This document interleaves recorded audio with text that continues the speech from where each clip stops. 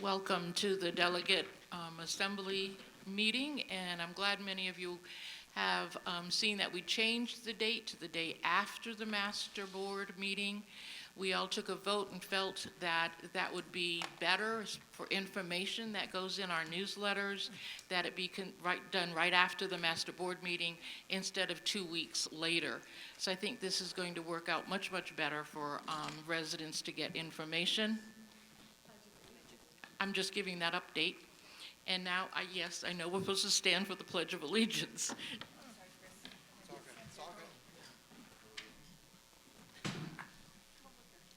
Okay.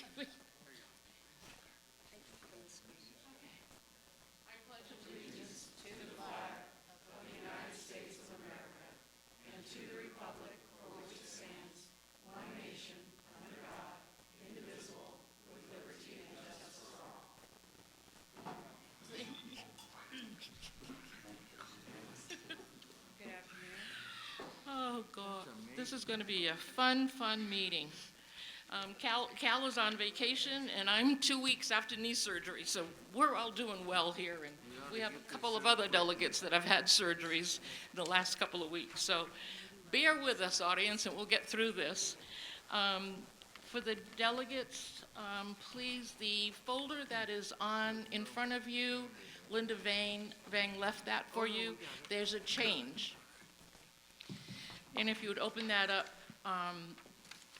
it's the one that talks about meeting schedules.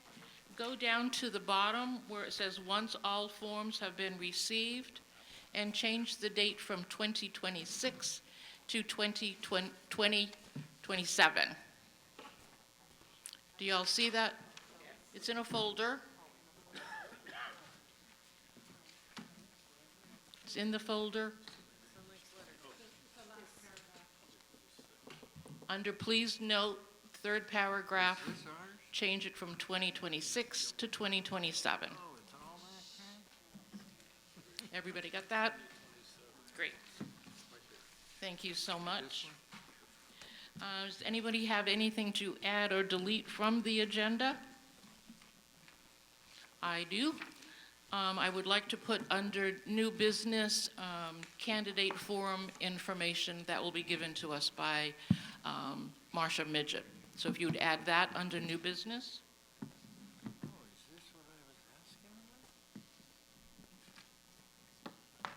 Okay. I need an approval, please, of the November 6th minutes. If I could have a motion. Carly, there's a correction. Are there corrections, Jean? Go ahead.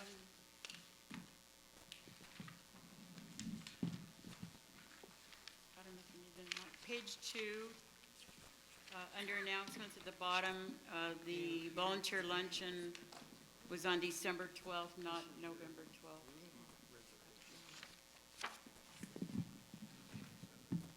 Noted. Any other corrections? I have nothing else. Okay. And Anita Lawrence, I think your name is spelled correctly this time. Saw that twice. Okay. May I have a motion for the minutes to be approved? Make a motion to approve the minutes as amended. Thank you, Jean. Second is Ann Hofer. Thank you so much. Cal wrote a chair report for me to read. Election for seats on the master board will be decided by the election on Thursday, April 9th. Please plan to be here or have your alternate attend to record the residents' votes. Because of the election, the workshop scheduled for Thursday, April 2nd is canceled. We will still have the regularly scheduled DDA meeting on Thursday, April 23rd at 2 p.m. in the ballroom. A revised schedule of planned DDA meetings for 2026 was placed in your mail slot last Monday. The candidate forum will be held on March 4th at 4 o'clock. Please mark your calendars for the DDA workshop on February 5th at 1 p.m. at the North Clubhouse. And then he just mentioned what I did about the delegate meeting following the open board session. Okay, committee reports. Madam Chair, I do apologize. If we go back to item 2 of the minutes, I know there was a first and second, but I didn't hear the vote for the whole delegates. I'm sorry, that's my fault. Okay. Yeah, so I'll approve of I'll say aye in approval of the minutes for November 6th. Aye. Any opposed? Hearing none, passed. Excellent. Thank you. Thanks, Chris. Okay, standing speakers, EPAP, Janice Rice.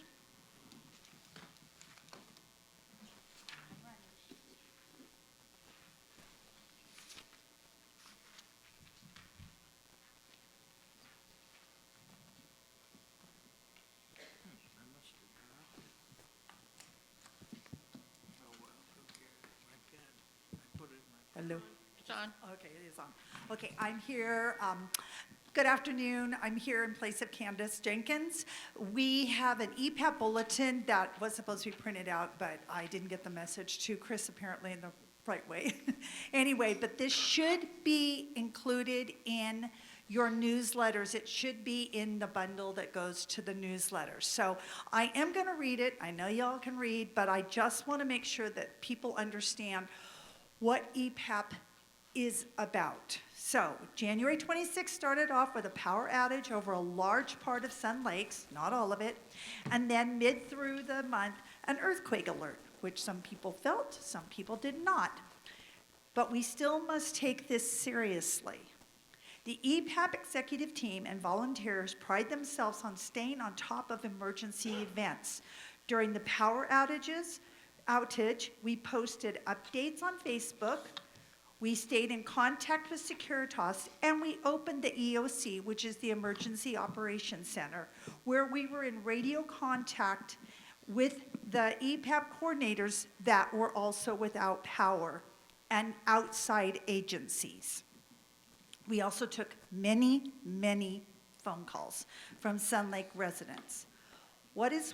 This is what your EPAP team and volunteers does for the residents. After the earthquake alert and the minor shaking some of you felt, we posted on Facebook and answered many phone calls. We did not open the EOC or set up neighborhood command posts because our community was not in immediate danger. But we reminded people to be prepared.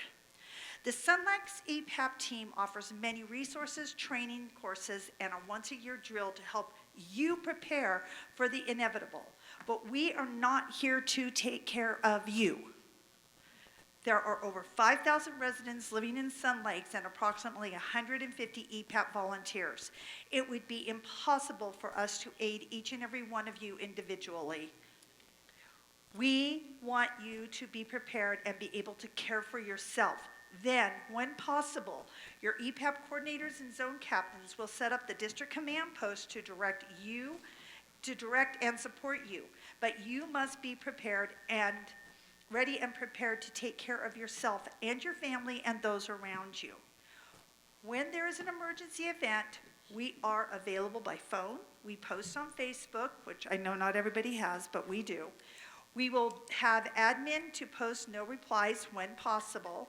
There are many phone apps with information and updates. We are excited to introduce a new website, which is epapsunlakes.com, which will have information that you can go to prior to any events that has all kinds of stuff posted, and we're working on it. It is a post in progress.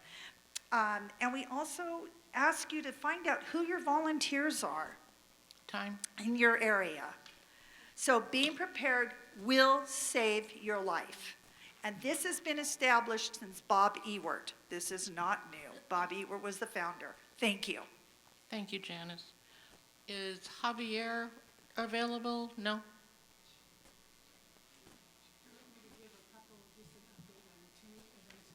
Yes, please. Okay, I'll talk on Javier's behalf as chair of the Restaurant and Lounge Committee. Just a reminder to everyone, I know it's a little bit late notice that we got out, but there will be a Super Bowl event in the Sandwich on Sunday, January 8th. I believe the kickoff is 3:30. I mean, February 8th, sorry. That's already, February 8th. There'll be some specials on food and drinks, as well as some, I believe, special activities. Those I don't know yet. And then the other is on February 14th. There'll be a Valentine's special in the restaurant. Reservations are strongly recommended if you would like to go. That's what I know at this point. Okay. Thank you, Marcia. If you don't mind, I'd like to just also add on to your information is that the Super Bowl party is going to be not only in the Sandwich, but also the lounge. And they are having a 15% off coupon in the lifestyles.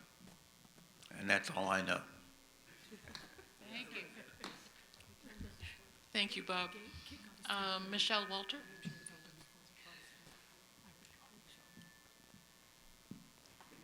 Good afternoon, delegates. I'm Michelle Walter with the Welcome Home and Community Awareness. We're aware now. We had 35.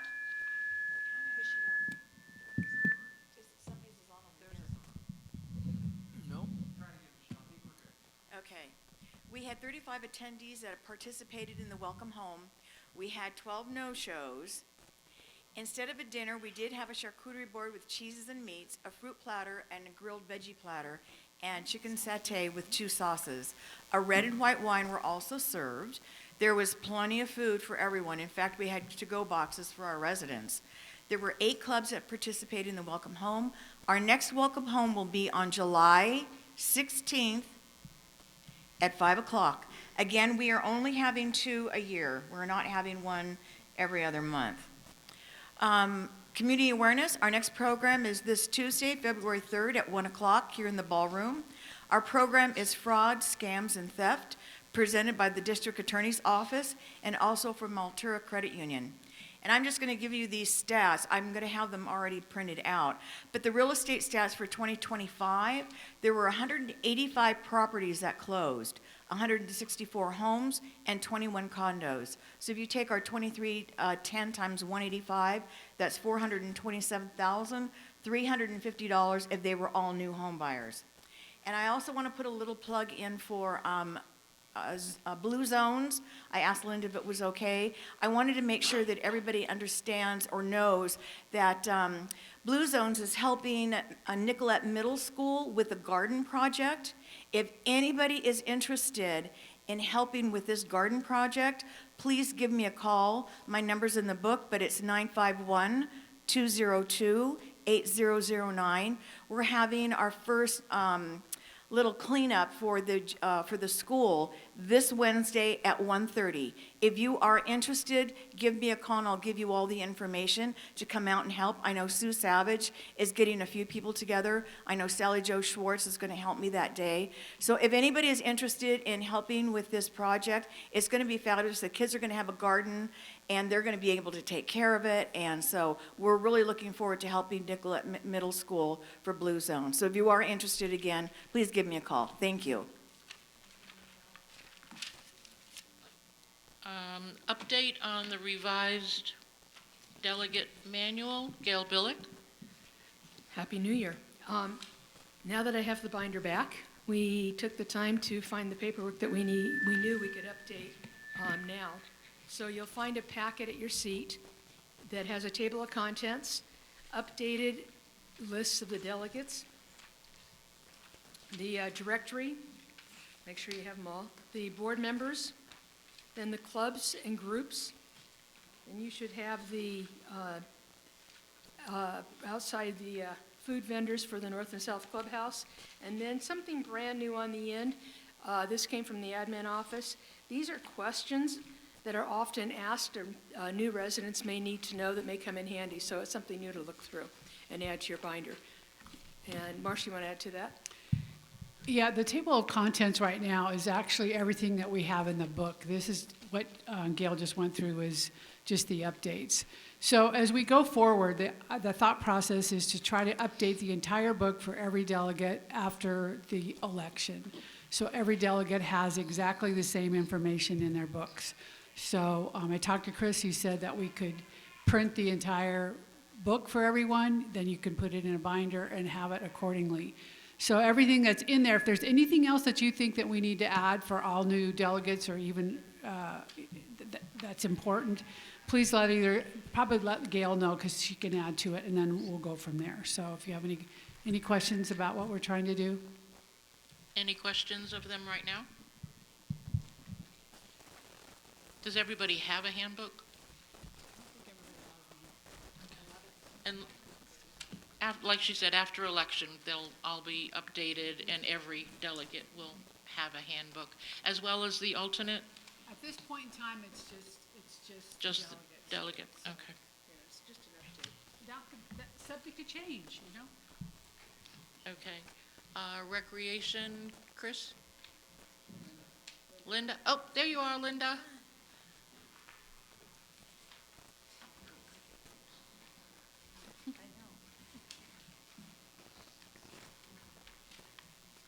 All right, good afternoon. Linda Vane, Recreation Manager. In front of you is a file of room reservation requests, as it is that time of the year that we are getting ready to renew for the 2027 room reservations. Does anybody have any questions of how the process is? Mike? Use your mic.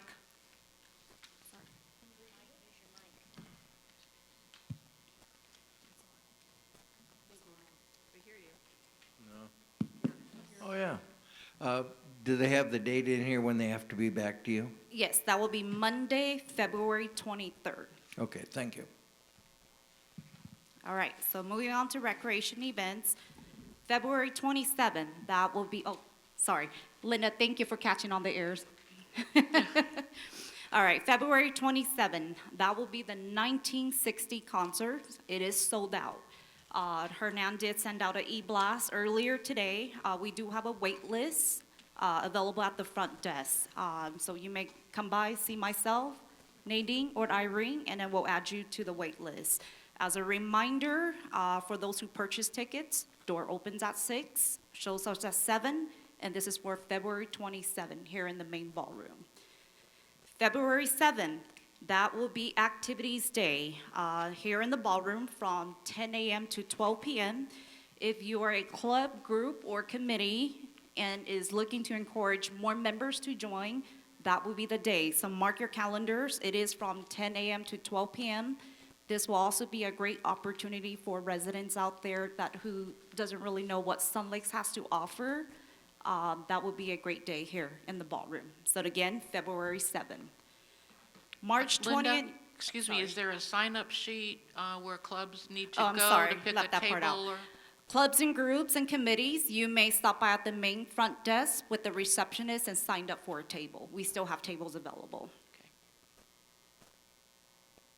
All right. March 20th and 21st, that will be our annual Spring Craft Fair. It is a 2-day event held here in the main ballroom. It is from 9 a.m. to 1 p.m. The application and lottery box will be available starting February 16, run through February 22nd. The lottery will be conducted on February 24th. It will be held in the main multipurpose room at 9:30 a.m. I met with the Recreation Committee back in January 7th. For this year, we decided that we're going to move forward with a lottery system as usual, but it will be for our residents only. In the past, we have allowed for residents to sponsor an outside member as a vendor. However, we will start off with the residents first, and then after the lottery, if there are any tables left over, we will open it up for a resident to sponsor an outside member. Any questions on that? Yes, B.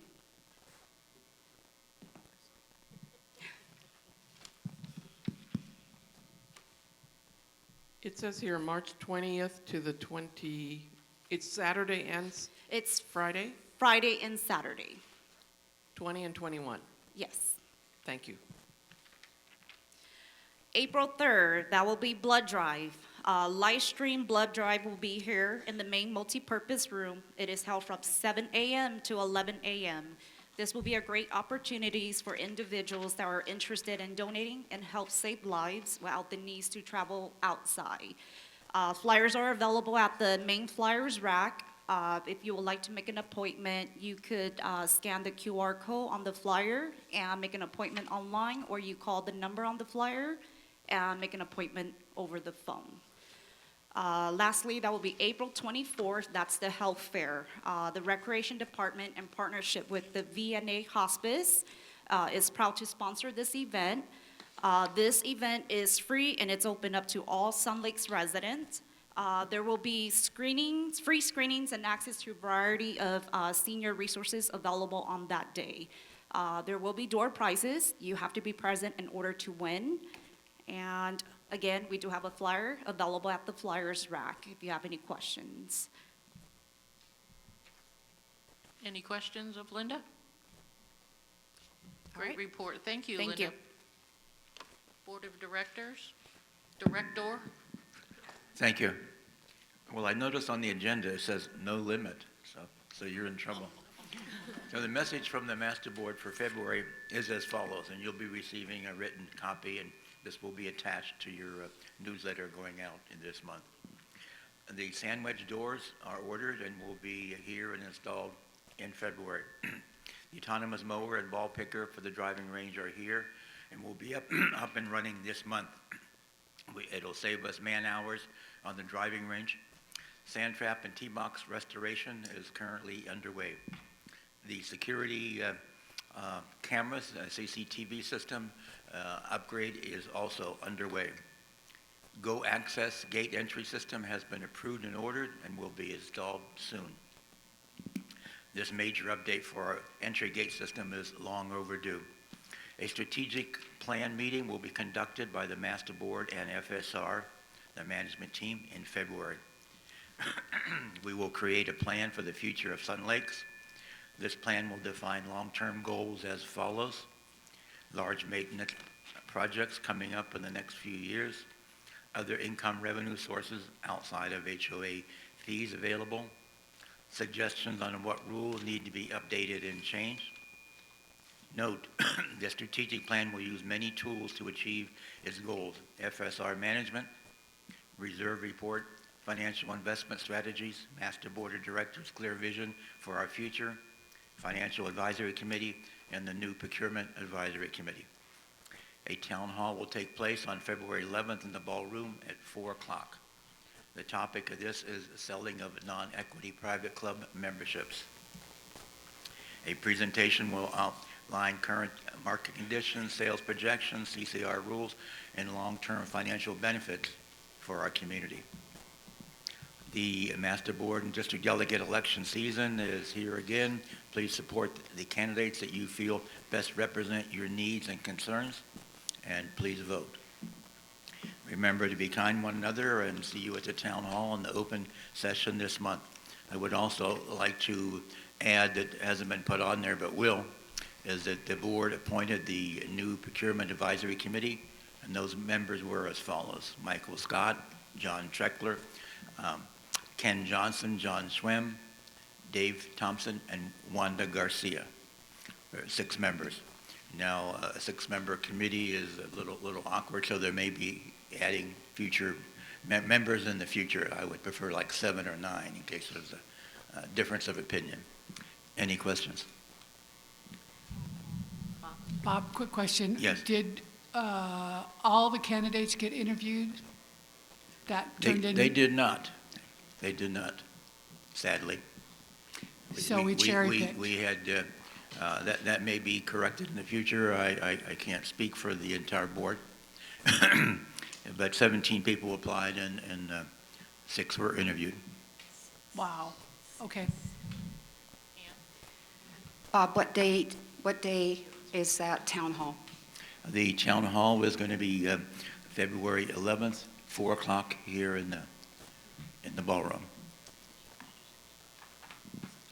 Be in 2 weeks on a Wednesday. Will that include, I'm sorry, Go ahead. Will that include information on the management company?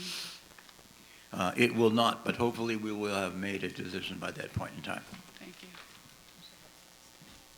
Hi, Bob. We just want to know, what was the topic again for the town hall? Yes, the topic is selling of non-equity private club memberships. In other words, selling golf memberships to people that do not reside here. And that was approved in the original CCRs when this community was built. And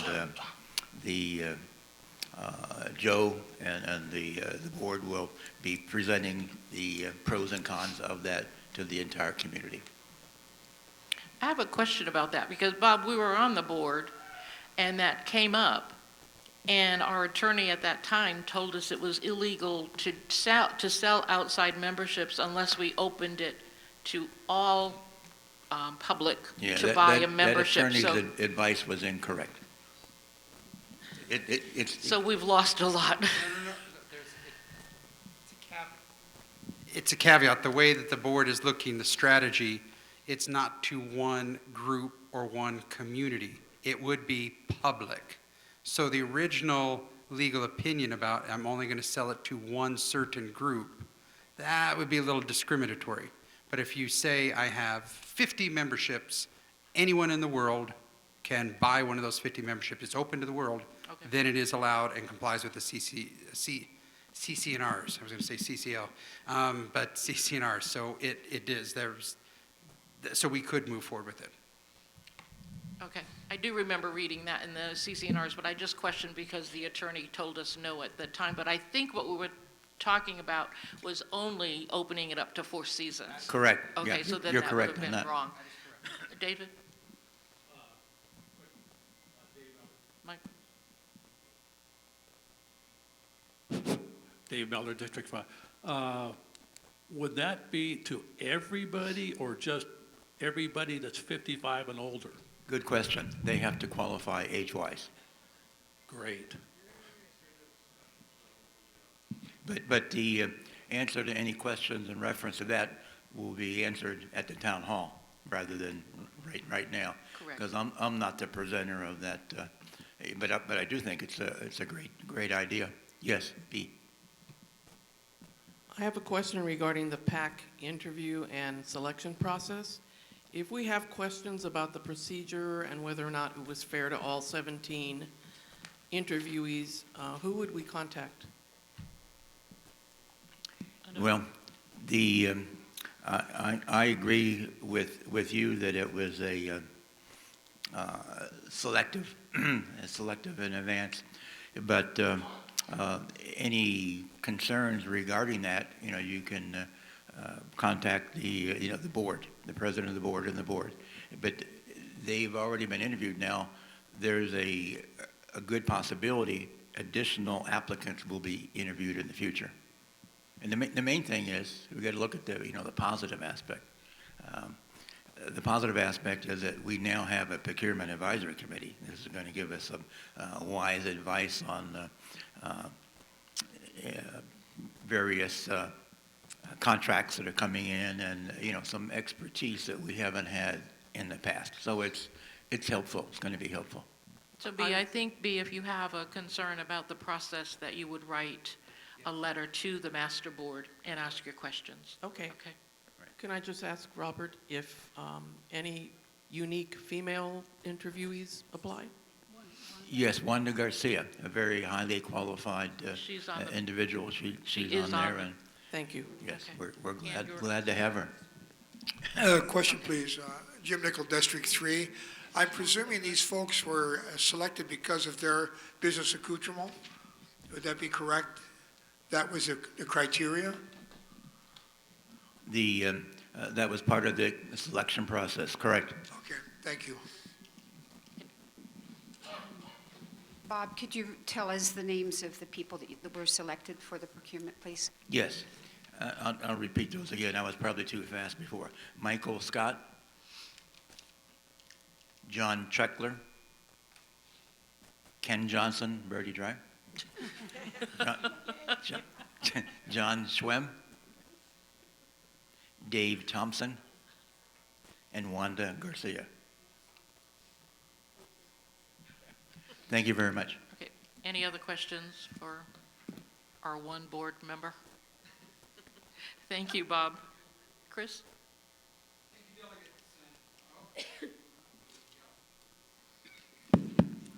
Delegates, thank you and welcome to 2026.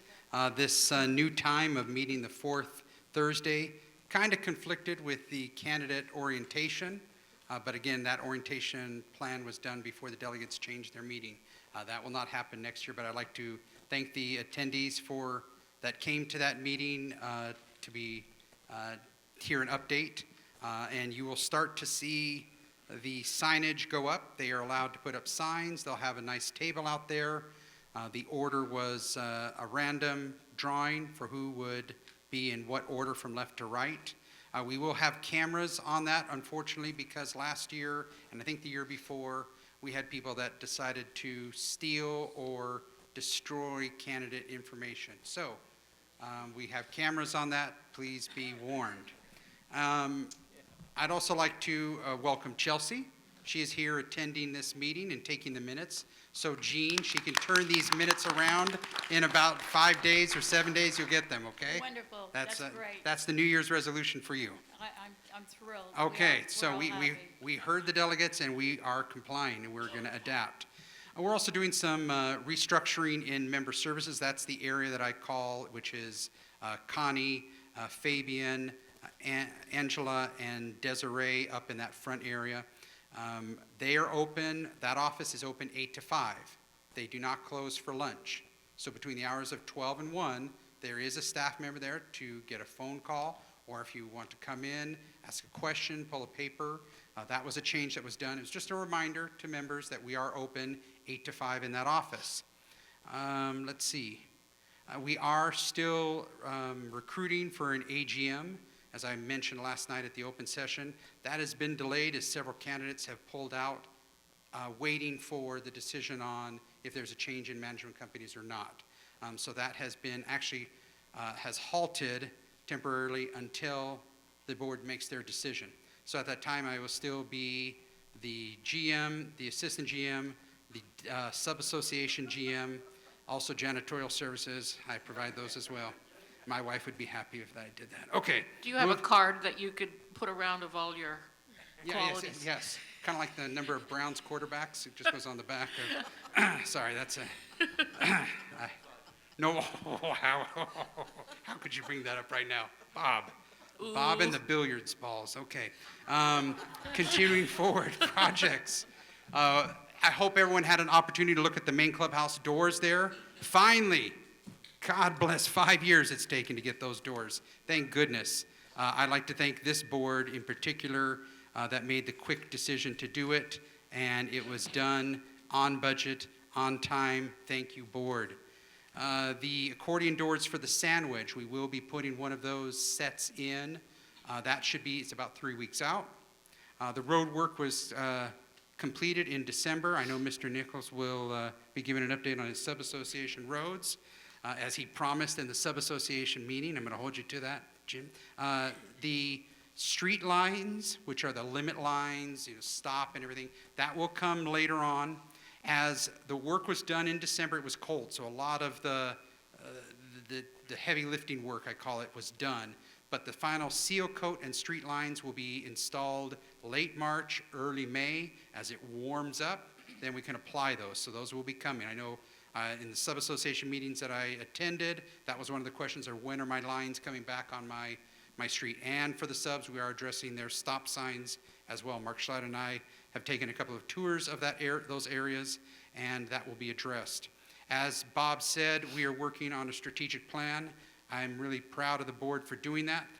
That has not been done for 2 years, and I think it's very important to have a vision of the board, what they want the community to be based on input from delegates, committees, et cetera, and develop a plan not only for this year, but 5 years out and further to adapt to the changes that are coming within this world, not only in California, but law changes, et cetera.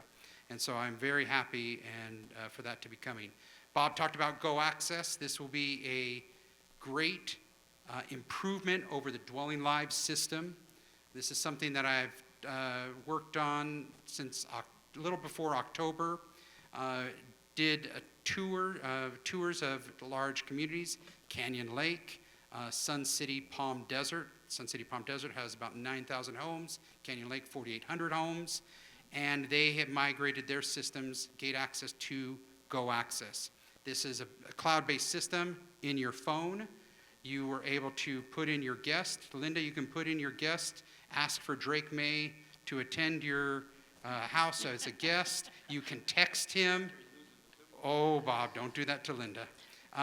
You can then text that QR code to the member, to the guest. Your guest will go to a gate, show their phone the QR code, the gate will scan it, and they'll have a pass printed. The ability to know you want to call in, that the system will know your phone number and know, hello, Bob, welcome, and, well, it's not, but they'll be able to know your phone number so you can start inputting your information or your guest information, really moving forward. One of the biggest changes is the system will use license plate readers, LPR.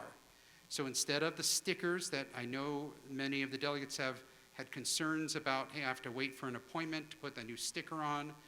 Now you will register. It will register based on your vehicle, your license plate. You'll come to your resident lane. It scans your license plate, reads it, gate open. Dramatic change. It should eliminate a lot of the concerns that members have brought up about where do I place the RFID sticker? Is it in the windshield? My car has special headlights. I can't put it on there. It avoids that. Now we're going to eliminate that, it should, again, make it easier for the members to get when they register their car, use the license plate, and be able to access the community. There's also a piece in it that allows for vendor management. Now, a vendor can opt in if they would like to have RFID or a license plate access to any of the gates.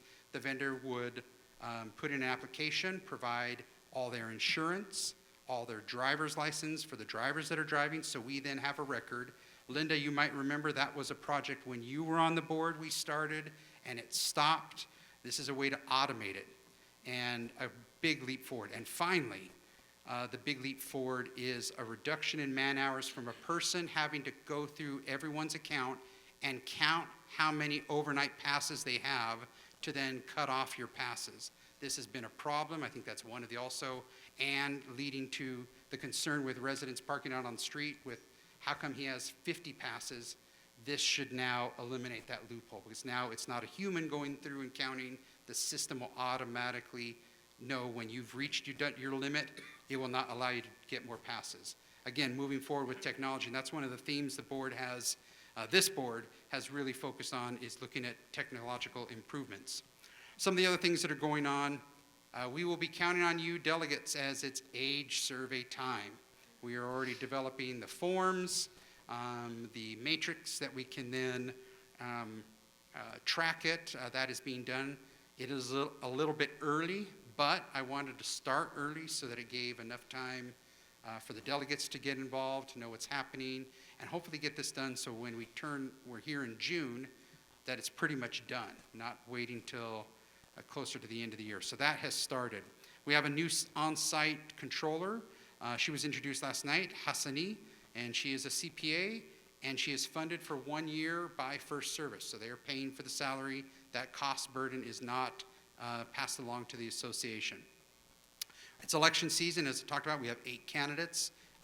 Good Day Sun Lake sent out an email of who those candidates are. So we look forward to election season. Let's see, I do want to talk about the delegates. So I handed out a list of who signed up. There are 6 districts that no candidate turned in paperwork for.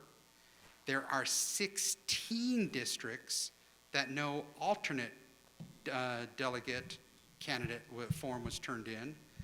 There are 4 contested. Those are in yellow. The yellow means those are contested, meaning 2 people are running for that one district. So you'll see that. A little lighter than I expected. So what will have to happen is, what happened in the past, is that members will need to write in a name for that district. specifically District 2, District 6, District 8, District 11, District 13, District 21.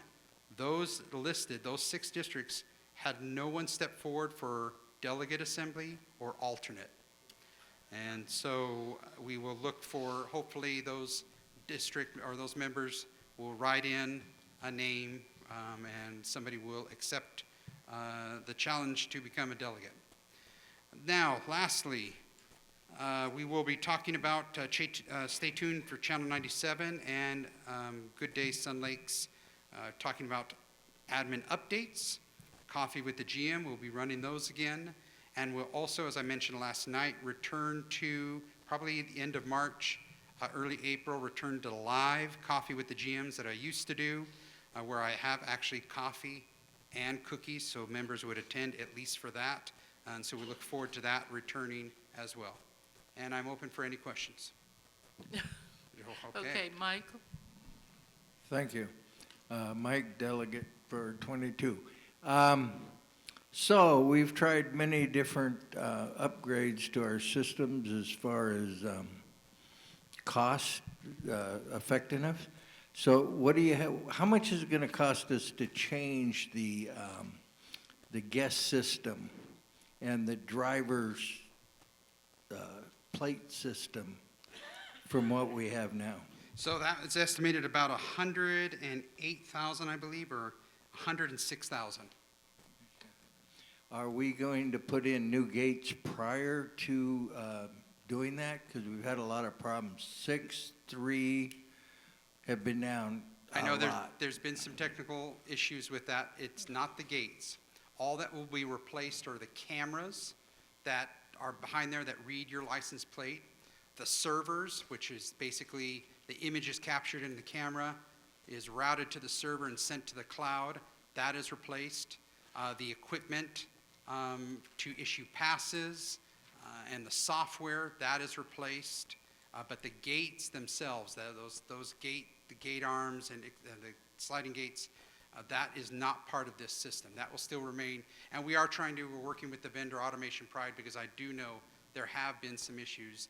And I know Mike Romero has been on top of this with Securitas Community Patrol, addressing why is this continuing to happen. Okay, thanks for the answer.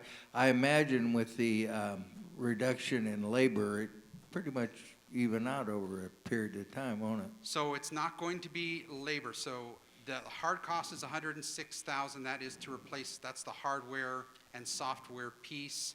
There's a monthly fee, similar to what we were paying to Dwelling Live. It is a little higher because of it's all based in the cloud, but they take care of it. The biggest difference is Go access for Sun Lakes can be changed different than Sun City Palm Desert, while Dwelling Live, which is currently we've used and is an archaic dinosaur system, is they are unable and unwilling to change their software for their clients. It is a proprietary system where the way it is off the shelf, you just have to buy it. There won't be a savings in staff. What I see is actually there'll be an improvement to customer service. Question. She's first. She's first. Kate Reed, District 20. I just wanted to say that Wade Sampson is not running as delegate. He is running as alternate delegate. He has told We have me, the paperwork here, Kate. he may have, but he told me he would never be delegate. If I wasn't delegate, he was not going to be delegate. He may have So- filled out the wrong form. We'll reach Okay. out. All right, thank you. Charlie? Charlie? Yeah, I have a question about the transponders. If somebody moves and they still have a transponder, to come in and use our amenities here, I've been told that this could be happening. So the transponder can be remotely deactivated. Now the issue is, if I pull up into that resident lane and I sit there, and if the guard just opens a gate, that is a problem. The guard is supposed to, at that gate, excuse me, talk to the person, who are you, what are you, license plate, I have a picture of it, and should then allow or deny access. But if they are not supposed to be here and they have an RFID, that RFID should be It is actually deactivated. Go through member services, they deactivate it. The issue is that member can still, and anyone can try to come through that resident gate, and it is on the gate attendant to stop that car and evaluate should they be in here or not. Okay, I was wondering if Fabian might have a way of when the new residents move in or move from one house to another, if he takes away the transponder or does some verification to prove that resident is residing at our address in our So what they do community. is they fill out, and I forgot what the form is, it's a resident identification, a RIF, that's what it is, RIF. So they have to fill one of those out, and that is what any of the staff, whether it's Fabian, Desi, they have to use that form and input that data into Dwelling Live. So you could move to a different house, they'll do a new RIF form for that, saying Charlie Linda now moves here, his now sticker is moved over to this account, and they'll migrate your information over within Dwelling Live. Same thing will happen with Go Access as well. How thorough is that check? Yeah, I know you can't say how many times that resident comes to visit or actually resides at that address. Is there any way of checking that? Because I don't think. If How there's a many days? concern, then any of the delegates can reach out, and they have, of there's a car that is appearing here, can you just let me know if that's the person that resides there? And we've been able to, this person, that is their car, that is their vehicle, they reside there. So you can reach out to management or a message to management, and we'll follow up if there's a concern. Okay, thank you. Any other questions I think for Jean Dobson. Edmund? Jean? Jean Dobson, District 10. When is the effective date of this new program, this new? So I don't have the date right now. We are working, the board approved it. We're reaching out. Go Access is ready. There's the one snag is the LPRs and NVRs. Those are the network video recorders that have to be then placed at the gate. There's a snag on that. Something with ordering there's a delay. I don't have a timeline. Also, it's not going to happen overnight. One of the things is we're going to have to teach the members how the system works. That was and my give, next question, And give them training. ample time to make that change because you simply can't just switch the systems. I'm going to have over 5,000 residents running to admin to change everything. There'll have to be a systematic way. Go Access has said that is part of their onboarding that they help with and how to educate the community. So when I have that timeline, believe me, delegates, I will expect your help because you need to communicate that to your districts. But when I have that, I will communicate that to you. Great, thank you, Chris. David? Dave Mellor, District 5. Just today, right around noon, the Gate 3 arm got mangled. I mean, mangled. And I was wondering, do we catch anybody that does that? Yes. And then if they have to do repairs to it. So How security. do we, I mean, is there, I know there's a camera in the backside, the resident side of the gate. Well, what about the front? There are Do we get- security cameras on There those is. gates, and so Mike Romero or Jonathan Roman, they will get pictures, they'll create an IR, an incident report, they'll submit it to myself, Mark Schleiden, and Etanisla. Then we will go through the violation process of recouping damage to the gate or to a wall or whatever, that we will go after those people. Okay.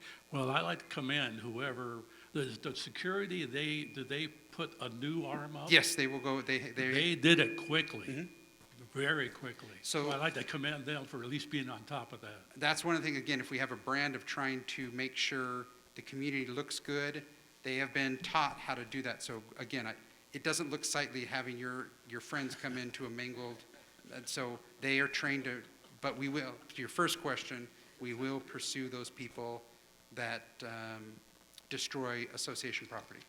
Thanks, Chris. Kate? I'm sorry, Kate, just a minute. I think Tammy was first. Chris, I was just wondering, will there be a charge to new residents for that Go Access system, like we paid for the transponder strips? No, that's another thing that's good, that with using the license plate reader, you don't have to pay a $25 every time you change cars or the RFID fails. No charge to the member. Okay, all right, thank you. Okay, Kate Reed, District 20. I don't know if this is the right forum or what, there's a trip hazard, a Southern California Edison vault trip hazard in front of 2025 Singing Hills.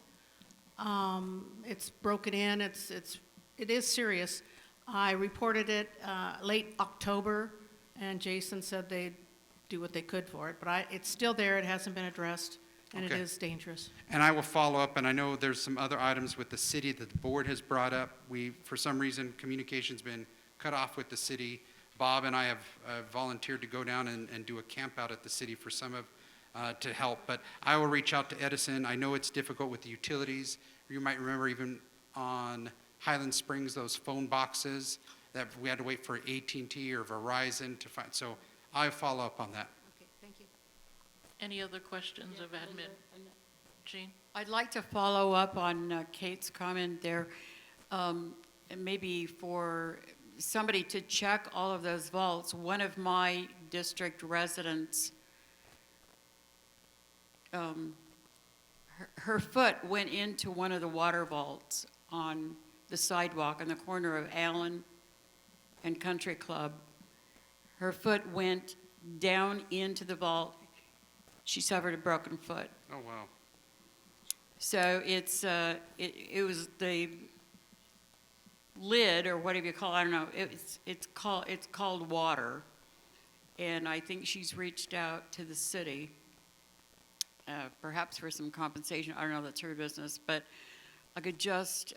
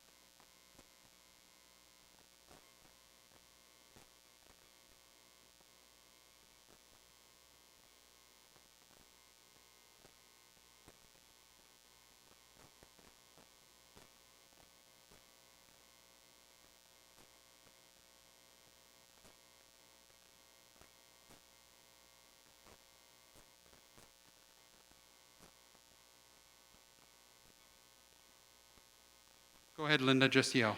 I'll Okay. yell. No, we don't have to yell. But no, is there a way, because not only Jean's area are those, they're becoming brittle because of the sun, and most of them, I think we could all say in our streets, they're all breaking, cracking, and they are a hazard. And so that's a huge project for the city. Mhm. Do you, I think we all agree. It appeared to be level, so you would think it's okay to step on it, but it was only teetering in the middle. So when she stepped on either side, her foot went clear down. And I believe her foot went down as far as about the middle of her calf. Okay. So it's, not just a little Right. lip thing there. It's pretty deep. So you might have to have a scheduled camp-out date. Agreed. Agreed. Thank you. Okay, any other questions of admin? Okay, district delegate comments, announcements, District 1, Barbara?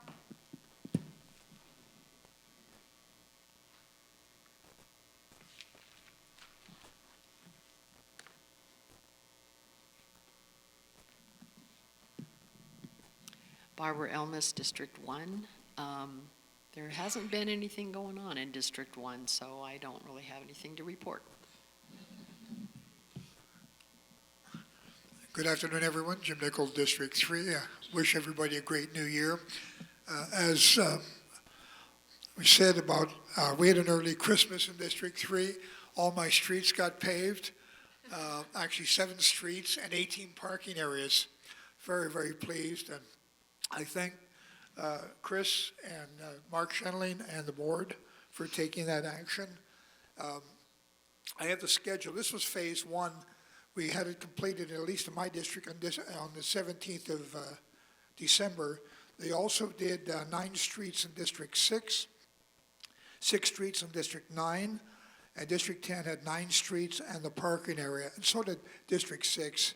So I have the schedule for the rest of the year, but absolutely marvelous job. The contractor was outstanding.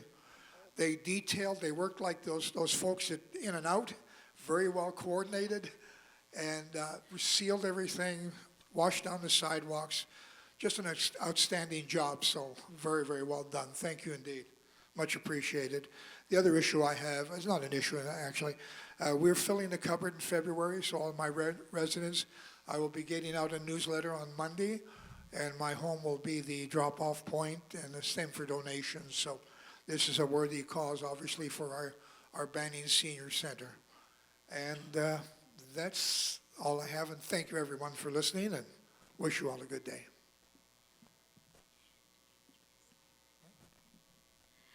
Dolores Doherty, District 4. Happy New Year. I've seen most of you since we started the new year, but Happy New Year to those out there that I haven't seen. And I'm like Barbara, it's the beginning of the year and not a whole lot is going on yet, so I do not have a lot to report. Although, Chris, I did have a concern about the agendas that were at the open session meeting yesterday that did not have the attachments that are normally attached. And somebody was told that you had to ask for them, and they're usually there, so. So the full packets will be online for everyone to see. Okay. That will be, it wasn't on this one, but it will be going forward. You don't need to ask for it. They will be listed on the website. Ed Anon will be sending out an email probably about 5 days before the meeting, reminding you here's the location of it, the agenda can be found, and it will be full packets online. Okay, thank you so much. Dave Miller, District 5. In December, we had a really nice holiday party with Districts 2, 4, and 13. And it was, we had Delaney and James was here in the ballroom dancing. The food was good. I really want to thank Kaylee with CCNL. She did just a fantastic job helping us coordinate the food. The food was really good. And it was a very nice time. Also, one more thing, I'd like to commend the board on those lobby doors at the main clubhouse. Those things are great. Good job, guys and ladies. Gail Billick, District 7. First off, Happy New Year. And during December, we had a great Christmas party. And I want to thank our social committee. We're going to add in some people to it that are new this year coming up. And a special thank you to those who were a big part of it last year. And to Fran, thank you for your time as the alternate and your monthly breakfast, lunch events with us and all the information that goes out. Thank you for all your work on those. I do appreciate it. Looking ahead, we have our next social, March 21st, and we will be doing Fill the Cupboard in April. Also, I have a couple of messages to the management that I need to find out if they were handled or not. And one is about a problem on Riviera with a strip that is lower than the rest of the street. It's an issue. And several of the street lights that were out that are either dim or totally out, that the message was sent. If I can follow up on that. Chris? Gail, can you either talk to me afterwards or Yes. send me an email? So I have Julie cataloging all of those that come in, and so we can look back. If you tell me the name, we should be able to search our index for that. Okay, I'll see you after. Thank you. Jean? Jean Dobson, District 10. I don't usually have anything, and my friends here were kind of low, so I'll make up for the deficit here. I want to thank Securitas for keeping our district safe. We appreciate your quick response to the many illegally parked vehicles on sidewalks blocking pedestrian access. I can't get this, I just don't understand why people think it's okay to park on sidewalks. And Securitas is they're really on top of monitoring that, keeping those people aware of what they're doing wrong. I want to thank our many generous residents who supported the Children's Christmas Wish Program. It was very successful. Again, I've done it before, but I want to do it again because our zone captains are so valuable. Your help is so very much appreciated. I welcome additional assistance within the district because we're running a little thin. I really need help. I'm turning into a one-person administrator for the district, and I'm going to really run thin throughout the next couple of years. Our next social event will be on April 22nd. Details will be coming later, but you can mark your calendars now. Thank you, Jim, for the street paving acknowledgement. Our district really looks very nice and clean. A question about gift cards. I thought that the gift cards we received in November were for 2026, and now we would normally get gift cards for 2027. Am I missing something here? Did we miss a year? It was late throughout 2026? No, you got the gift cards for 2025 in November. We will be working with CCL to get you new cards for 2026. Okay. That's When? coming. That's coming. I'm going to get your minutes first, and then I'll get you your cards. We have to work with CCL. They have to do it. One of the complaints. Thank Not you. the complaints. We have recorded that you said that they're coming. at They're least. coming, and one of the Thank you very much. concerns, I think the delegates all wanted them in $25 Yes. increments, not 100. So we need to work with CCL to get $25. I did receive a $100 card, and I traded it in. Caitlin converted it to Good. 4 25s, but it would be easy for everybody to do 25. I will in be the taking future. care of that for the delegates. I'm missing something on these lobby doors. I thought that one of the primary reasons for changing these doors was for the air, because it's so cold. You know, the cold air is coming in, it's hot in the summer, whatever. These doors do the same job that the old doors did. In fact, somebody coming in yesterday, on one side, both sides open. There was nobody on the other side to come in or out. But I just don't get why the change. I don't even think they're very attractive. They look like supermarket or industrial doors. So could you enlighten me? I mean, the air is still flowing. It's not like the smoke that goes into the, one side of the restaurant in the old days. The air comes in, the air goes out. So it's not really to address the air balancing, more of they will close faster. Those old doors would stay open for long periods of time. These will close sooner. Number two, they're not opaque, that you can clearly see on the other side. So if you're walking out, somebody's walking in, they won't get hit. That was another change. And just for the ease, we saw for years the issue of those doors breaking. People would yank on them and break the motor, have to pay again. You might remember we installed, if we do I'll bring up the proof of concept. So a proof of concept project was done at the South Clubhouse, and that South Clubhouse performed very well for entering, exiting the building, the motors, the repair cost, call-outs for maintenance decreased. And this is one thing, for 5 years we've been talking to the board about, we have a problem with that door. It's either if you press the button on the outside, it wouldn't open. People would yank on it, and it would knock off the motor. Constant failures of that, as well as the constant cost of maintaining it. This will, if we, just like the South Clubhouse, is more effective use of the funds and an effective use on it. I understand you may not like, it does have some faux wood around it, but it wasn't for air balance. It was more of ease of entry into the building, exit, and reduce the failure rates. Okay, well, I seem to remember that the receptionist was not going to have to suffer the cold in the winter, and the ticket sellers were not going to have to suffer the cold. It will on the improve. other side. You'll see. We'll sit out there during the coldest day and the warmest day. You'll see, there'll be an improvement. Okay, the other thing, somebody needs to check, because if somebody's coming in on one side, both doors don't need to open. I'll And- follow and- up, I'll follow up with Mark on that sensor. Tammy and I observed that yesterday. Okay, we'll take a look at the sensor. Okay, thank you so much. And Gail, I didn't see, I looked quickly, I don't think there's anything in that new packet information about the fill the cupboard, maybe I missed it? It's there? Yeah. Okay, all right, I don't know if it's in the binder, but I don't know if I put it in there. okay, well, I'll get you a copy if you need it. I have it, but just for future, all right, thank you. Yeah, it'll be in the binder. I'm sorry so many districts are going to be without representation.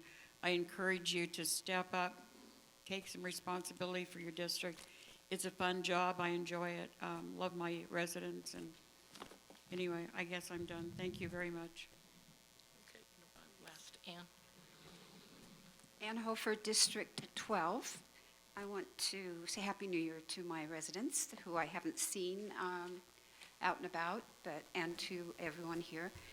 I want to thank the residents also for attending our dinner in December. It went really, really well, and then we were just a lone district in South Clubhouse, and it was very well attended. So I want to thank the residents for that. Our next dinner will be March the 14th. More information to come on that as well. And Chris, I stood at that door the other day to get out of bingo, and it wouldn't open. Tuesday night, it wouldn't open when I got to the door. Maybe I approached it too quickly. Okay. And that's all I have. Thank you.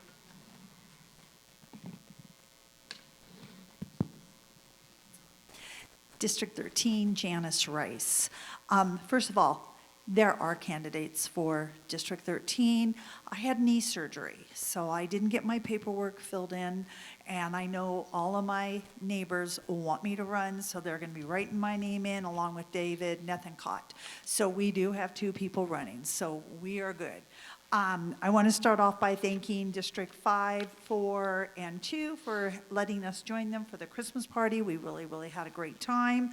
And then in January was District 13's Fill the Cupboard. Because I was post-knee surgery, Mark and Sharon Etz, who live on Pine Valley, they opened their house for us, and we really had a nice time. We collected, of course, food and money for the Banning Senior Center, and we were able to provide them with quite a bit of donations. So I just want to thank them for helping out for me, because I enjoy doing it. I really like doing it, but I was not in any shape to do it. And that is it. Thank you. Hi, Carly, District 14. First of all, I want to thank Gail and Marcia for the update to our delegate handbook. I greatly appreciate that. And secondly, I'd like to express my gratitude to Bob Walter for representing our master board today. We appreciate your responsibility, and we recognize the positive impact that you have brought to our community. Thank you. And and January is a get back from the holidays, so our district's been very quiet, but hopefully we'll get on the ball again, and Happy New Year to everyone. Thank you. B. Mercado, District 15, Happy New Year. I wish to thank my residents for their generous contribution to the holiday wish.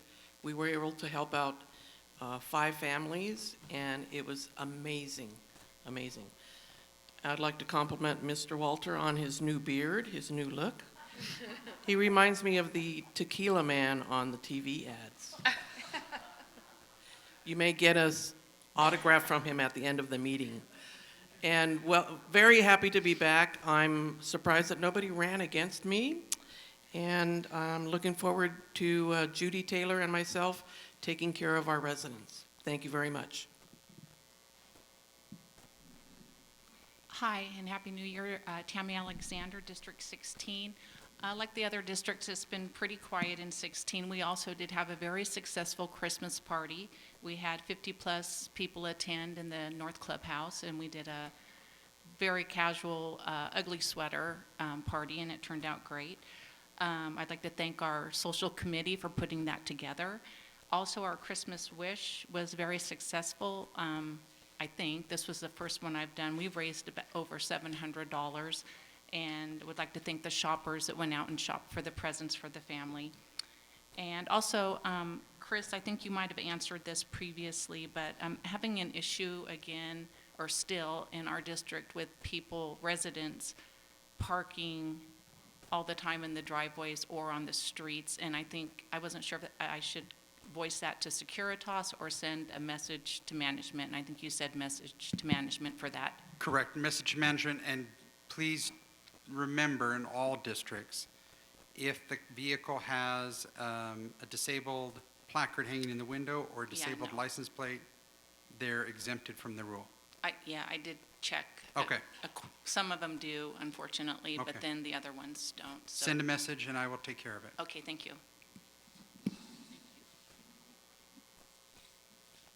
Anita Lawrence, District 18. Happy New Year to all my residents.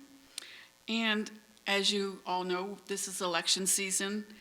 I'm going to be singing this song a lot between now and the day that you vote, because the last time that there was an election, a lot of districts didn't meet quorum. And so I encourage my residents to inform themselves about the candidates that are running and who you will be voting for by attending the Meet the Candidates Forum that's scheduled for Wednesday, March 4th, 4 p.m. right here in the main clubhouse ballroom. Also, I urge you to go to each candidate's meet and greets so you can listen to what they want to achieve, as well as you can ask questions of them. And it's very, very important that you vote so that your selection will decide who will be elected to guide our community for the next several years. I want to thank Peggy Frederick, who has served as a zone captain in District 18 for many years of service to the residents on Sea Pines Avenue. Peggy is moving to Rancho Cordova in February to be closer to her family, and thank you, Peggy, for all of your support to your zone. With that said, I am now looking for a new zone captain who can serve District 18 residents on Sea Pines Avenue. So if you're interested in joining the District 18 team, please contact me. Thank you. Just a quick note, District 19 had a great holiday gathering, as well as the Holiday Wish program. I actually chose a family with 5 children, and they looked at me and said, "What?" But they came up with about $1,200 to take care of this family, so they had a great Christmas. So a big thank you to all the Delegate 19, all the residents in District 19. I was going to say what I'm going to say at yesterday's meeting, but I chose to wait until after the meeting itself to see actually what took place. So during the last delegate meeting, where delegates rescinded the recall vote, statements made by the master board members on actions to be taken about the management change have not happened. As of early December, town hall was supposed to take place in the coming weeks, yet no town hall has taken place or even been scheduled. We heard about the Procurement Advisory Committee today, where we now have 6 members, and with Bob saying there were 17 applications, but only 6 interviews were done. I've served as chairman of several committees over the past 8 years and had never entertained the idea of not interviewing all the potential committee members who turned in an interest form. Residents go and take their time and turn in an interest form. We should interview all of them. It's apparent to me that the board only interviewed those potential committee members who align with their way of thinking. Since that delegate meeting, there's been very little or no communication to our community regarding any decisions made about a management company. I have yet to hear any reason, much less a valid one, as to why the board is determined to replace FSR, a question also brought up by several members of our community in other open meetings. This administration has lost 2 very important members of their staff, which may have been attributed to the board's repeated delays in making critical decisions regarding organizational changes. Personally, I wouldn't want to come to work each day not knowing if I would have a job next month. It would be stressful and really unhealthy to deal with. As a member of Sun Lakes Country Club, I find it very sad we have what I would call a fractured board. 5 members unwilling or unable to collectively make a sound business decision on what is best for Sun Lakes for both now and for the foreseeable future. My hope is that the 5 members can put aside their own personal agenda and make a cohesive decision very soon on either keeping or replacing First Service Residential. Thank you for listening.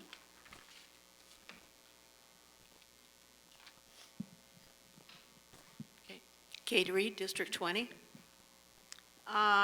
First of all, I want to say we had a really nice Christmas party with District 6 and District 19. And we unfortunately scheduled it on a Tuesday, and we scheduled it till 9 o'clock, and the bar closed at 8. So somewhere around 8:30, we had 6 people in the room. So we let the band go home early. They were willing to stay, but not really. So, but it was a lot of fun, and we made a little bit of money, and it's really good. Also to thank particularly Dee Dee and Tom Harmon, who are new residents to Sun Lakes, for taking on the Fill the Cupboard project at their home. They took several SUVs full of food and whatnot to the senior center, and we really appreciated all the donations from all of my wonderful residents. And of course, the donations for the Holiday Wish program. You were all very generous, and we were able to provide for our family quite well. And a big thank you to Mary Sue Karen, who for years has done the shopping, and this year she also did all the wrapping as well and delivered it to the bus room to be given out. So I'm really thankful to have her. And of course, my zone captains, who are, I couldn't operate without them, and particularly Kathy Phillips and Kathy O'Hara, who took on as EPAP coordinator and my new treasurer. Really, really appreciate you. We've also had a couple of, or several, resignations from our social committee. So if you are in District 20 and you are interested in having events or even participating in putting on events, I sure could use some help. Without some help, we probably won't be able to do as much as we did last year. So you got my number, it's in the newsletter. I'll be sending out a new newsletter. I'm available. Please call me, and have a happy, wonderful, prosperous new year. Thank you. Mike?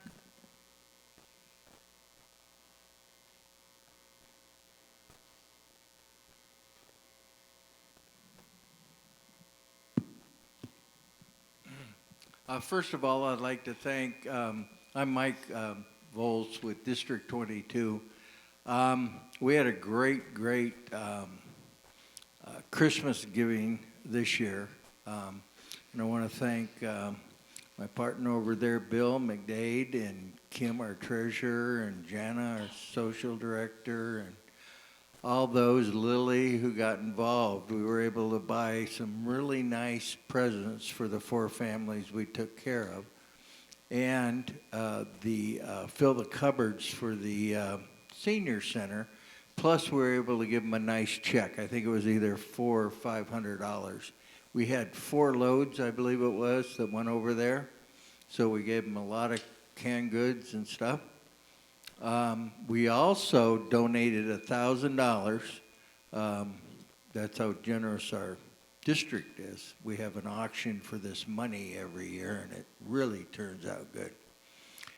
To the people that, I wish I knew their names, I didn't write it down, but for the ones that take care of the lost dogs and pick up the stray dogs, that group there, I wish I knew more about it, and I didn't write it down, so I just wanted to let everybody know that we donated $1,000 to a group we think really could use the money for whatever they need, because I know they get no money from the from our community HOA or board or anything like that. They're non-funded, as far as I know. The only other thing I want to say, and I don't know how to do this exactly, but I was hoping the division that we had last year regarding the recall would be settled out of everybody's mind and we could move forward. That was what I was hoping for. And I hope it can still be done because I think it was a very diversive, I guess is the word, in our community here, and I didn't like it at all, and I was, anyway, I'll end at that. But anyway, Happy New Year's, and look forward to working for our district for a few more months. Thank you. Charlie London, District 23, and we started the Christmas season off with a great dinner.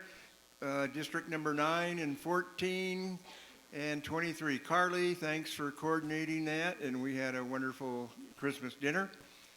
We also, I'm trying to think, what do you call it? Well, the family that we donated to, we gave them scooters, basketball court, clothing. They really enjoyed it when you seen the kids, and it was a single parent, and she really enjoyed what we did. In January, we filled the cupboards. We put together 33 homes contributed. We had a whole truckload full of canned goods and packaged items and gave them $325 worth of gift cards. And I also want to say thanks for the district for, you've always been good givers. I really appreciate that. We have such many good people out in my district. I love you guys. You do a really great job in supporting the district. We also collected cans this month, $264. Goes to make our treasurer very happy. Thank you, Helen, for keeping our books for us. Bob Albaugh, you've done a great job recruiting people to keep the CAN project going. I want to thank you for that, and all the other people on our social committee that have done a lot of work in prepping for what we do with the dinners that we have coming up. We're going to do a wine, I think, tasting thing maybe in March is what it sounds like it's going to be. And just a special thanks to everybody that's contributed, the EPAP team and my zone captains and all the people that pass out our newsletters. I think I have like 14 of you, so you really do a good job, and I appreciate it. Thank you very much. Thank you. Linda Spalding from District 17. We also had an amazing party at the North Clubhouse. We had about 80 of our residents in attendance. But I want to really thank Carol Spinden and Susie Crosby, who have been doing our shopping for our Holiday Wish program for over 20 years.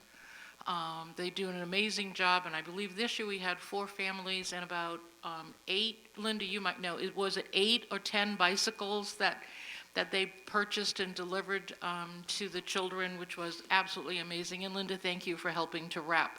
I don't know how you wrap bicycles, but I hope carefully, yeah.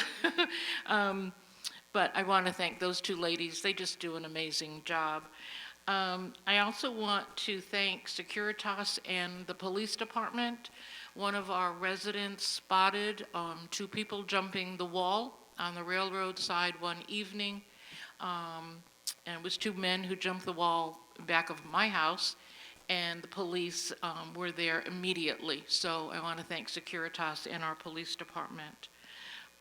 There's a correction for the pitch and putt and party activity that I do. It is not every Tuesday, as it says on the flyer. It is the first Tuesday of each month. Check in at 2:45, and we go out at 3, and then come up to the restaurant for food, drinks, and awards. On a personal note,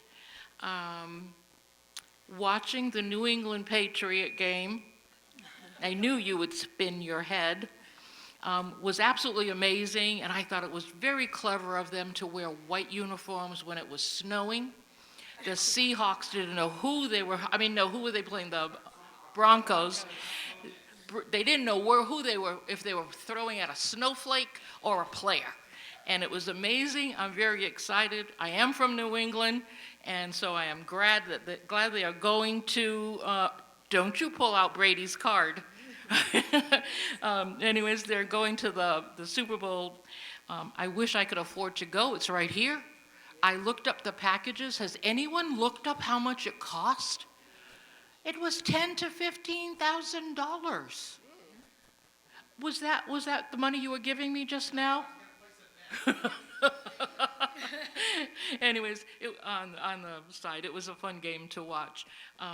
We're all doing well in district, and I look forward to whoever wins for the district delegate, because we have two wonderful candidates running. Okay. Old business, do we have anything that needs to be brought up that we have not taken care of? I didn't see any. Yes, Dolores? It's not old, but it's a comment. This is it's true. Dolores Doherty, District 4. It's a comment in response to Marcia's concern about all of these candidates that submitted applications for the new procurement committee. I do recall Joe Ganino at our November meeting mentioning you had the conversation with him going back and forth. I recall that. And he did say most or a lot of the people that applied were not qualified. So, I mean, if you have any additional questions, you could probably talk to him about it. And I don't remember him saying there were 17 applications that came in, but you can ask him. That's what Bob I know, said. that's what Bob said. But Joe is the one that you were going back and forth with, so he would be a good one to ask. Okay. Thank you. And that is probably a comment between those two and not here. Gail? Real quick, Gail Bellick, District 7. Any of the delegates who need the Fill the Cupboard schedule, please see me and I'll make sure you get a copy. For the handbook? For the handbook, or Okay. for yourself for now if you need it. Perfect, thank you. Under new business, David Miller, you're going to talk about the entry signs at gates. Right, yeah, I've got a motion to put before the delegate assembly. It's a motion for the master board to add or change signage to unmanned entrance gates. The existing signage of these unmanned gates states residents only, then the gate number. The signs are posted on the column that the gate slides into, and they are almost the same color as the stucco column, not really visible. With the invention of GPS technology, this signage is dated and ineffective. When a guest, contractor, or delivery driver is directed by GPS to these gates, many times a small traffic jam starts as the person sits in front of the gate and tries to make a phone call to his destination resident, thinking that they can remotely open the gate.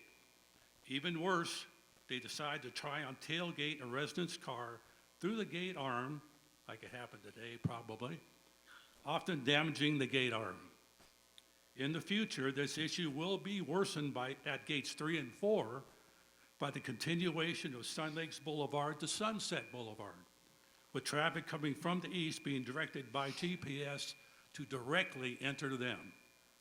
The motion before the assembly is, we recommend that the master board appoint the proper committee to research changing and enhancing the signage at all of the unmanned gates, including Gate 5, which is manned a limited number of hours.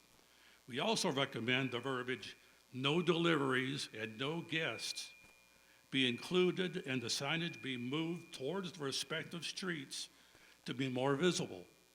In addition, a bolder color palette with large font that can't be read from the road on the signage would help deter vehicles from entering the gate driveway. That is the motion that you're making, David, correct? Okay. May I have, I second.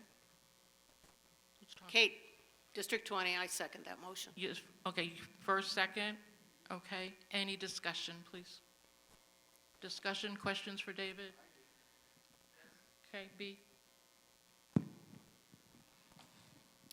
I live off the entrance of Gate 5, and I find that if we restrict no deliveries, no guests, are you assigning that? No, as well to Well, Gate 5? I'm When not it's getting into the minutia or the verbiage right now. That's for that committee to figure out.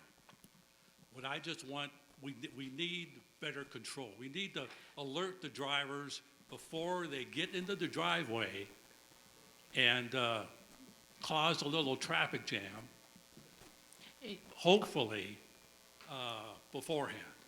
Is it noted at Gate 5 when it is manned and unmanned? Yes. So it's stated there. So Yeah. what Dave is referring to is when it's unmanned, Right. that they not enter. Well, That- how that's would exactly what they I said. enter if it's not unmanned? That's up to the community. That's up to the committee. Yeah. But they have no access if it's unmanned at the gate. But the signage would tell them during these hours, nobody's there, so you can't enter. But Correct. like they're saying, it is up to that committee. Mike? I think it's a great idea, but if we had somebody here that knew, or was the CEO of possibly Facebook or your GPS company, because they send every single one of our drivers, because we live down on that side, to Gate 6. Or Gate 3? And on that side, probably Gate 3. Oh, Gate 3 is And- actually, oh, I'm sorry. And 5 is open, I think it's 8 to 5, Monday through Friday, and sometimes Saturday, maybe? Okay. I agree with them 100%, so we need to do that. Also, I would like sometime to make a motion, not today, I'll do it some other time, but that we only allow gardeners and people that make no construction workers in 5.5 days a week.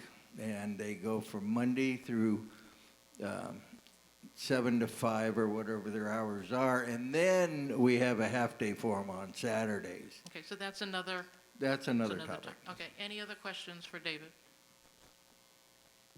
Just to make another comment, I live by Gate 3, and I cannot tell you how many times, there's enough room there at Gate 3. It's long enough, and it's kind of a blind corner. Pretty much everybody knows that gate. How many times I've had to get out of my vehicle, walk past 3 or 4 vehicles to the person who's at the front gate that can't get in. And and everybody's usually nice about it. But then you have the person who says, okay, fine, and goes right around and tries to tailgate and get through the gate that way. Okay. I've heard about that. No further questions. May I have a raise of hands, all in favor to send this to the board?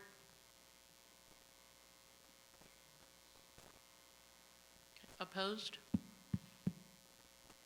You had your hand up, Dolores, and then you put it down? Okay. Okay. All right, very good. From the board perspective, I think it's a great suggestion, and we will address it and most likely have it assigned to the safety committee and have them come up with proposals. Great idea. Next on the new business, I added the candidate forum, and I'll have Marcia address that. Thanks, Linda. Last year, we changed the format basically for the candidate forum, allowing or recognizing the fact that many people can't attend it, and providing an outlet for those that work, a way to submit questions, either at the front desk and then drop their questions in a lockbox, or email them. So I basically changed, it's the same information as last year. I just changed the dates on it with the same format of the question on the back side of the page that I sent out. What I'm looking for right now are 4 people to be involved in choosing the questions and be a timer. So any folks that would like to, so Dave, are you timer? Yeah. So Dave, Dolores, who else? Gail? Okay. Marcia? B. One more? No, that's fine. 4 is fine. You got 4?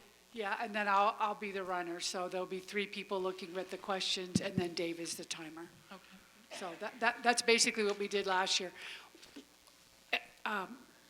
Chris? So who is going to be the moderator? I believe Cal will still Cal. be the moderator. Okay. I'll be the runner of questions as we get them running up if need be, like I basically did last year. And then the three would be Dolores, Gail, and B would be choosing the questions. Who is the timekeeper? That is David Miller. And I'm sorry, I'm just writing this because we have to provide this. So it's Dolores, Gail, and who was the other on the review panel? B Mercado, as well as myself, but Okay. mainly I'll do, Thank you. if there's something in there. Perfect. Just to let the community know, there are basically 5 topics that we're looking for questions on, and that would be community involvement, common area responsibilities and preservation, including the golf course, fiduciary responsibilities and budget experience, country club vision, and then previous board experience or similar group setting. Last year, I think it went well. We have 8 candidates this year, so we really need good, solid questions because we won't be able to get 8 questions in for everybody. That would be 64 answers. We'd be here till 9 o'clock at night. So I don't see that really happening. So I encourage all residents, once you see this, we'll put it out on Good Day Sun Lakes. You can either print it or come into the front and get the question form, either drop it off in the box here, or you will be able to email it to, what's the name of it?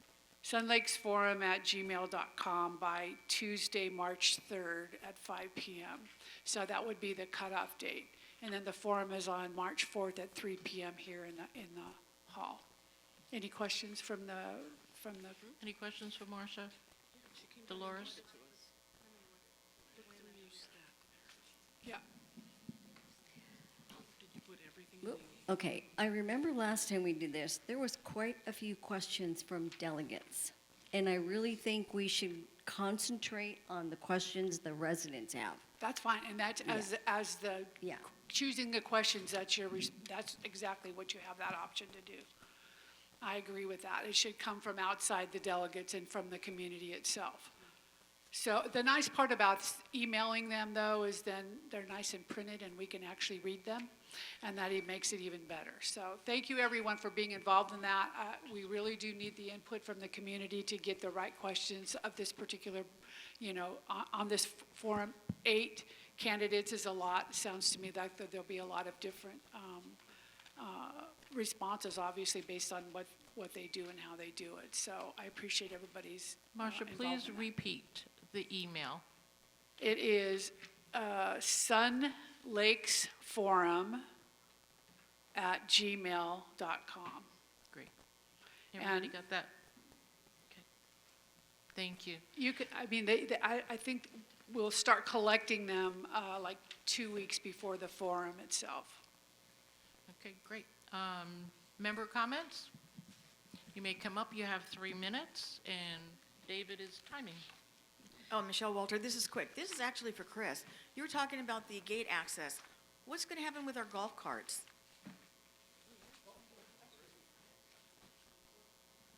So we will have to eliminate golf carts. I'm just kidding. I'm just kidding. There still will be an RFID for that. There is a solution that Go Access is working on with other communities, so we're going to see what is done. Right now, the plan is that we would still have to have those RFID stickers. Okay, thank you. Any other comments from residents? If not, Kate? I just had I have heard many times that we have more and more people moving in here who are still working and are not able to attend the meetings and the events that we have going on during the day. And I get that the majority of us probably are retired. However, we're having the candidate forum starting at 3 p.m. I think being able to hear what the candidates have to say, and I know that it'll be on Facebook, I guess, and It'll be televised. and televised, but the people that are working can't watch it at work. So I would just think that, not this year, but maybe in the near future, we give some consideration to having something that happens in the evening and see if the people who work are really interested. I believe we used to have them in the evening. And the master board meetings were also in the evening, so it is something to review. Just a thought.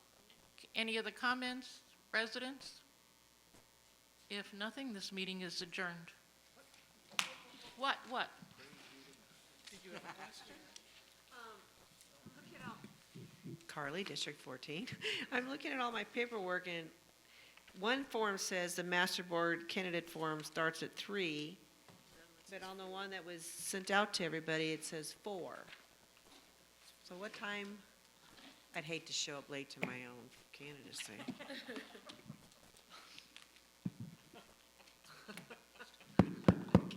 Okay, so Wednesday, March 4th, 2026 at 4 PM.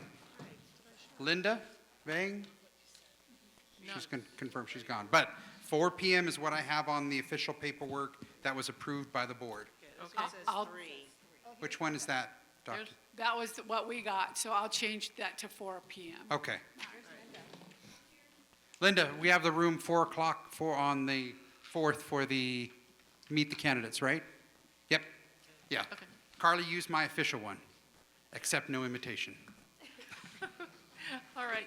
Thank you all so much, and thank you for remembering to come the day after the master board meeting. Appreciate you all. Thank you.